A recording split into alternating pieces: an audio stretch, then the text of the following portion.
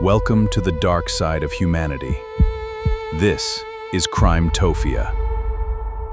Barnesville, Georgia, a quiet town in Lamar County, just south of Atlanta, Georgia. It's the kind of place where families know each other by name, neighbors look out for one another, and news travels fast. But in November of 2008, one family's private turmoil exploded into the area's most disturbing murder investigations. A husband who had forgiven nearly everything, an affair with a man that he had welcomed into his home, a pregnancy that wasn't his, and a brutal killing that left investigators describing the scene as an ugly mess. Donald Clark believed love could repair what had been broken. Instead, it led him straight into a deadly betrayal. This is the murder of Donald Eugene Clark.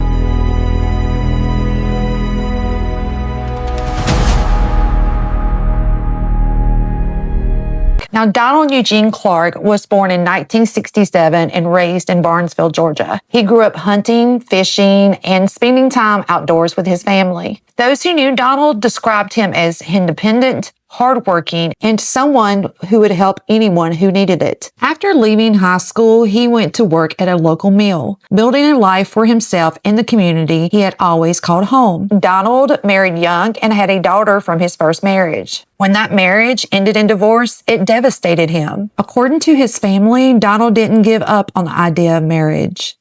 He simply wanted another chance. That opportunity came in 1996 when he met Jennifer Drennan. The two married the following year. Soon, they welcomed two sons into the world. For years, they appeared to be building exactly the life Donald had always wanted.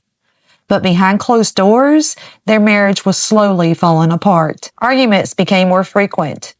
The relationship grew increasingly strained. Then, everything changed.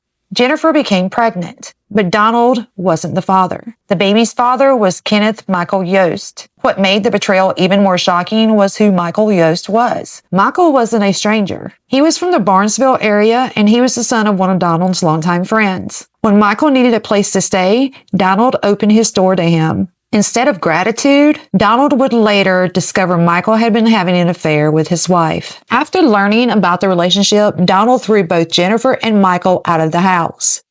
In July of 2008, Donald and Jennifer officially divorced. Jennifer returned to her mother's home in West Virginia. Donald stayed behind in Barnesville, caring for their two young sons. Most people believed the marriage was finally over. They were wrong. Just a few months later, Jennifer came back. Despite the affair, despite another man's unborn child, Donald welcomed her home. His family struggled to understand why, but those closest to him said that Donald loved Jennifer deeply. He desperately wanted to keep the family together. He believed people deserved second chances. Unfortunately, not everyone shared the same hope. Now, months before Donald disappeared, there had already been a frightening incident. According to investigators, Donald contacted law enforcement after waking up to find Jennifer standing over him while holding an aluminum baseball bat. Talk about psychotic. Now, no one was injured and nothing happened that night. At the time, it may have seemed like another argument in a troubled marriage. Later, that incident would take on a chilling significance. On November the 19th, 2008, Donald's sister Brenda knew something wasn't right. Donald called his family nearly every day. Now, no one had heard from him. She reported him missing. Jennifer told investigators that Donald came home from work, ate dinner, and watched television and went to bed. When she woke up the next morning, he was gone. His vehicle was missing. She claimed she later texted him about dropping the boys off at school. Someone replied with a single letter, K. Jennifer suggested Donald may have left her for another woman. His family didn't believe that for 1 second, and Donald wasn't the type to abandon his children. Investigators agreed. Something about Jennifer's story didn't fit. Now detectives began retracing Donald's final hours. His employer revealed that Donald had just recently admitted that Jennifer coming back home wasn't working out. He wanted Jennifer to move back out. That wasn't all. Detectives began retracing Donald's final hours. Investigators interviewed Danielle Young, a woman Donald had dated after the divorce. Donald had called Danielle the very night before he disappeared. He wanted to know if she would consider moving back into the home. That phone call changed everything. If Donald planned to end the relationship with Jennifer, someone had a motive to stop him. Then another bombshell surfaced. On November the 25th, 2008, Jennifer gave birth. The birth announcement identified the baby's father as Kenneth Michael Yost, not Donald Clark. The affair was no longer a rumor. It was public. Investigators now focused their attention on both Jennifer and Michael. On December the 4th, detectives executed a search warrant at the Clark home. Inside the master bedroom, crime scene investigators discovered blood on the mattress. Jennifer dismissed it as everyday life with children. Investigators weren't convinced. Then, just days before Christmas, the investigation took a horrifying turn. A man walking near a wooded area noticed his dog chewing on a wallet. Inside, investigators found Donald Clark's identification. The location wasn't random. It was only a short distance from Michael Yost's mother's home in Lamar County. As investigators searched the area, they found an aluminum baseball bat hidden among the kudzu. The detectives remembered the earlier incident when Jennifer had threatened Donald with a bat. Then on Christmas Eve, they found Donald.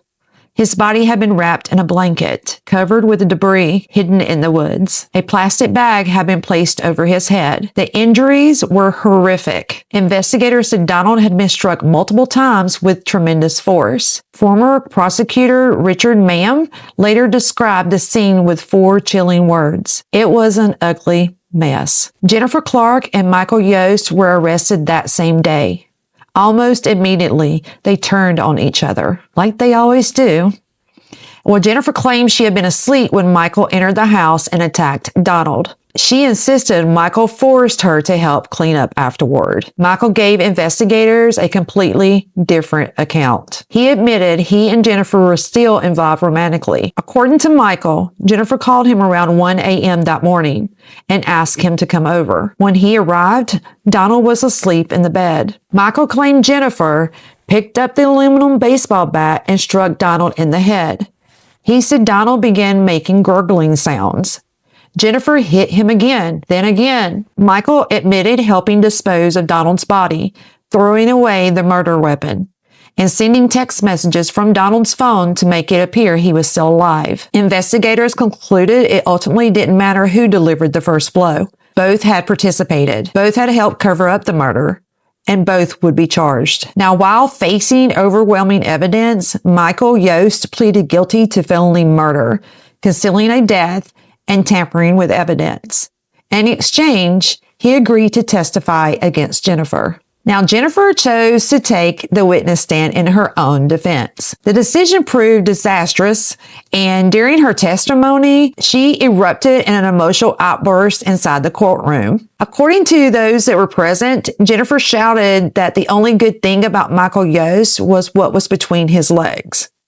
How disrespectful. The shocking statement stunned the courtroom. It also destroyed what little credibility that she had. The jury deliberated for less than 1 hour. And then on February 4th, 2011, Jennifer Clark was found guilty on every count. She was sentenced to life in prison plus an additional 60 years. Michael Yost also received a life sentence and will be eligible for parole in 2039. Now, Donald Clark wanted what so many people want.